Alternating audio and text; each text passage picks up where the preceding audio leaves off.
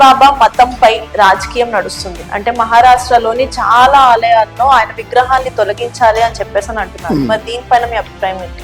ఆయన దేవుడు కాదు, ఫకీరు. ఆయనకి ఆలయాలు ఎందుకు, విగ్రహాలు ఎందుకు? కానీ ఎందుకని రాజకీయాల్లో ఎక్కడ చూస్తున్నా దేవుళ్ళని మధ్యలోకి తీసుకొస్తున్నారు? ఇక్కడ చూసినట్లయితే మన తిరుమల తిరుపతి, అంటే మహారాష్ట్రలో వచ్చి షిరిడి సాయిబాబా. ఈ రోజు తిరుమల తిరుపతి దేవస్థానం తర్వాత షిరిడి సాయిబాబా దేవస్థానంలో వచ్చేటువంటి ఆదాయం చాలా ఎక్కువగా ఉంది. ఓకే, అంటే ఇప్పుడు లిస్ట్ లో మనకి ఇప్పుడు విజయవాడ అమ్మవారి గుడి కానీ, భద్రాచలం కానీ, ఇప్పుడు ఇలా ఫేమస్ టెంపుల్స్ ఎక్కడైతే ఉన్నాయో ఇవన్నీ కూడా స్లోగా టార్గెట్ అవుతూ ఉంటాయి అంటారు. అన్ని గుళ్ళో లింగాన్ని, గుడికిచ్చిన మాన్యాన్ని మింగేసేటువంటి ఈ రాజకీయ నాయకులు వచ్చిన తర్వాత దేవుళ్ళు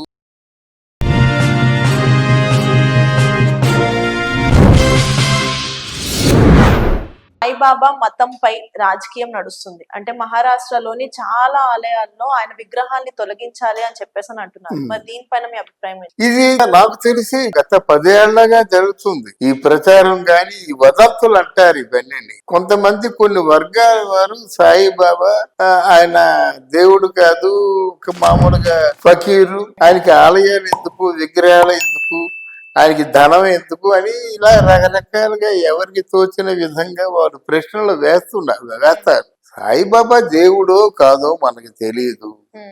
ఆయన్ని ఇప్పుడు నమ్ముకుని కోట్లాది మంది భక్తులు ప్రపంచ వ్యాప్తంగా ఉన్నారు. ఆయన తాలూకు మనోభావాలు, అంటే ఆ భక్తుల తాలూకు మనోభావాలు దెబ్బతినకుండా చూడవలసిన బాధ్యత మనకుంది. ఎందుకంటే ప్రపంచ వ్యాప్తంగా ఉన్నారు కదా. నువ్వు నమ్ముతావా? కొంతమంది భక్తులు ఏ పని చేసినా సాయిబాబా పేరు చెప్పి పని చేస్తారు. బాబా అని దీపానికి ఇస్తారు, బాబా అని బయటికి వెళ్తారు, రాగానే బాబా అనుకుంటారు అన్నమాట. ఇది పిచ్చి కాదు, వారి నమ్మకమే విశ్వాసం. ఆ విశ్వాసాల మీద దెబ్బ తీద్దాం అనుకుంటే మాత్రం కొంత అలజడి, ప్రజల్లో ఆందోళన, భయోత్పాదన ఇవన్నీ జరుగుతాయి. విగ్రహాలు తీసేస్తారంటున్నారు అని అంటున్నారు కానీ విగ్రహాలు తీసేయలేదు కదా. విగ్రహాలు తీసేస్తే అక్కడ భక్తులు, మహారాష్ట్రలో ఉన్న భక్తులు మనోభావాలు దెబ్బతీయవా? దీని గురించి ప్రజలు కాకుండా ప్రభుత్వాలు కూడా కొంచెం దూరదృష్టితో వ్యవహరించి ఎవరు మనోభావాలు వారి ఎక్కడో అప్పుడు గురుద్వారా ఉందండి, సిక్కుల తాలూకు ఆలయం. ఆడు ఉన్నటువంటి ఆ నిర్మాణాలని కూలగొట్టేస్తా ఉంటే వాళ్ళు ఊరుకుంటారు. ఆ ప్రాణాలకైనా తెగిస్తారు కానీ వాళ్ళు ఊరుకోరు. అలాగే ఇప్పుడు కిరస్థానీ వాళ్ళు ఉన్నారు, చర్చిల్లో విగ్రహాలు కొట్టేస్తా ఉంటే వాళ్ళు ఊరుకుంటారా? ఆ దేవుడా కాదా తీసి పక్కన పెట్టు, ఆ వాదనలు వెళ్ళలేదు, ఎవరు నమ్మకం వారిది. అలాగే ముసల్మాన్లు కూడాను. గనక ఈ మతాల జోలికి వెళ్లే ముందు జాగ్రత్తగా ఉండాల, లేకపోతే రక్తపాతం చవి చూడవలసిన అవసరం వస్తుంది. దీన్ని ఎవరు ట్యాకిల్ చేయాలి? కేవలం ప్రభుత్వాలే ట్యాకిల్ చేయాలి. అలాగే హోమ్ డిపార్ట్మెంటే ట్యాకిల్ చేయాలి. ఒక కేంద్ర ప్రభుత్వంలో ఉన్న హోము మిగతా పార్లమెంటేరియన్స్ తాలూకు అంటే వాదోపవాదాలు విని వాళ్ళ అభిప్రాయాలు మెజారిటీ ఆఫ్ ది అంటే పార్లమెంటేరియన్స్ ఏమి చెప్పారో దానికి అనుకూలంగా వాళ్ళని మార్చే ప్రయత్నం చేయాలి, వాళ్ళని రెచ్చగొట్టే ప్రయత్నం చేయకూడదు. కానీ ఇది జరగదు. ఇది ఎందుకంటే మనకి లెక్కకు మించి బాబా భక్తులు ఉన్నారు ఇక్కడ.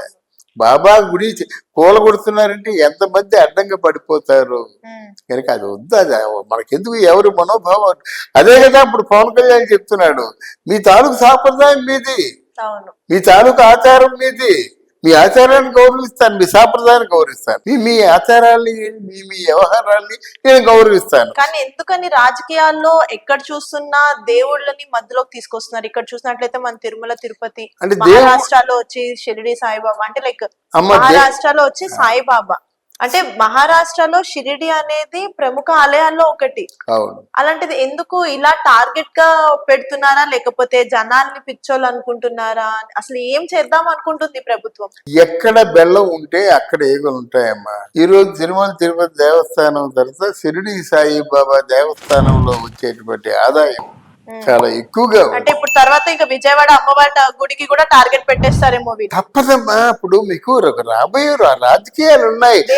ఆటలు ఏంటంటే చెలగాటలు ఎలా అసలు లేదండి. లేకపోతే రాజకీయాలంతా అంటే పతనావస్థకు దిగజారిపోతే తిరుమల హుండీలో వేసిన డబ్బులు ప్రభుత్వాలు తీసుకుంటాయా? దాన్ని తీసుకోవడం అనరండి, దొబ్బడం అంటారు లిటరల్లీ. కాదమ్మా, ఈ రాజకీయాలు ఎంత ప్రబలిపోయి అంటే భక్తులు ఎక్కడ అప్పో సప్పో చేసి ఆ ముడుపులు చెల్లించుకుంటారు. రోజుకి యావరేజ్ గా 3 కోట్ల రూపాయలు వసూలు అవుతుంది. అలా 3 కోట్ల రూపాయలు చొప్పున తిరుపతి దేవస్థానంలో వసూలైన డబ్బుల్ని ప్రభుత్వాలు తీసుకుంటున్నాయి. ఈ మాటలు నేను చెప్తున్నాయి కాదు, తిరుమల తిరుపతి దేవస్థానం తాలూకు ప్రధాన అర్చకుడు రమణ దీక్షితులే చెప్పాడు. ఇవన్నీ ఎలా, ఎక్కడ సంపద ఉంటే అక్కడికి వస్తాయి రాజకీయాలన్నీ.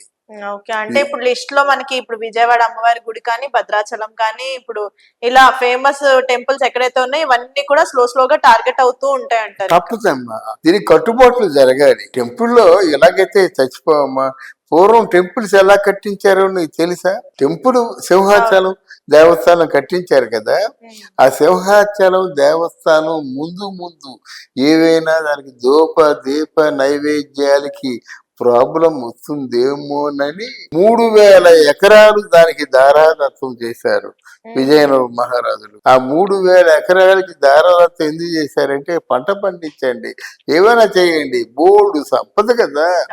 నిరతాన్నదానం చేయాలంటే చాలు 100 ఎకరాల్లో వచ్చింది సరిపోద్ది. అట్లాంటి 3000 ఎకరాలు ఈ రోజు 1300 ఎకరాలకి తగ్గిపోయింది. ఈ 3000 ఎకరాలు మిగతా ఎకరాలు ఏమైపోయాయో తెలియదు, లవో దిబ్బోమన్నా మనకు దొరకవు. ఈ 1300 ఎకరాలు కూడా మనకి దక్కుతాయనేటువంటి ఆశ లేదు. కానీ 1300 ఎకరాల మీద వచ్చే ఆదాయాన్ని దాని తాలూకు అంటే నిర్వహణ ఖర్చుల కోసం కేటాయిస్తారు. భక్తులు ఇచ్చే దక్షిణలు కాక సంభావన కాక కేటాయిస్తారు అన్నమాట.